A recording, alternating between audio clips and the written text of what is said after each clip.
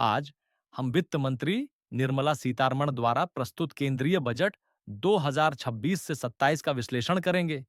यह उनका लगातार 9वां बजट है और भारत की विकास दिशा तय करने वाली एक ऐतिहासिक आर्थिक योजना है। आइए सीधे मुख्य बिंदुओं और आपके लिए इसके निहितार्थों पर नजर डालें। इस वर्ष का बजट सतत दीर्घकालिक विकास पर केंद्रित है। बड़े करों में कटौती के बजाय सरकार ने पूंजीगत व्यय, अवसंरचना निर्माण और रणनीतिक क्षेत्र समर्थन को प्राथमिकता दी है। एक प्रमुख बात अवसंरचना व्यय में रिकॉर्ड वृद्धि है। सरकार ने पूंजीगत व्यय के लिए 12.2 लाख करोड़ रुपए आवंटित किए हैं, जो पिछले वर्ष की तुलना में 11.4% अधिक है। पूंजीगत व्यय में यह वृद्धि रोजगार सृजन को बढ़ावा देगी, कनेक्टिविटी में सुधार करेगी और भविष्य के विकास को गति प्रदान करेगी। करदाताओं के लिए अच्छी खबर, इस वर्ष आयकर स्लैब में कोई बदलाव नहीं हुआ है, इसलिए व्यक्तिगत आय पर कोई नया कर भर या राहत नहीं है। इससे परिवारों और वेतनभोगी व्यक्तियों को स्थिरता मिलती है।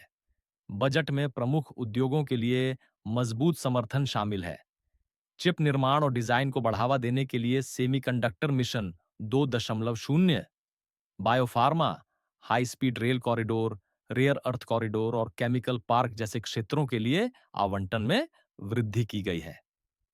इन पहलों का उद्देश्य भारत को उन्नत विनिर्माण का वैश्विक केंद्र बनाना है। सरकार ने एमएसएमईएस और रोजगार सृजन को बढ़ावा देने के अपने प्रयासों की पुष्टि की है। छोटे व्यवसायों के विकास और भर्ती प्रक्रिया को आसान बनाने के लिए विस्तारित ऋण सहायता, तरलता उपायों और सुधारों की उम्मीद है। केंद्र सरकार ने एक अभिनव कदम उठाते हुए स्थानीय बुनियादी ढांचे को बढ़ावा देने और बाजार से उधार पर निर्भरता कम करने के लिए राज्यों को 1.85 ट्रिलियन रुपये मूल्य के दीर्घकालिक ब्याज मुक्त ऋण देने की घोषणा की है।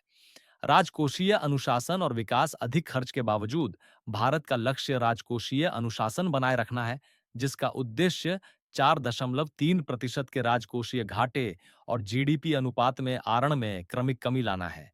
यह संतुलित दृष्टिकोण निवेशकों का विश्वास बनाए रखने में सहायक है। भारत का बजट तो इस बजट का आपके लिए क्या महत्व है?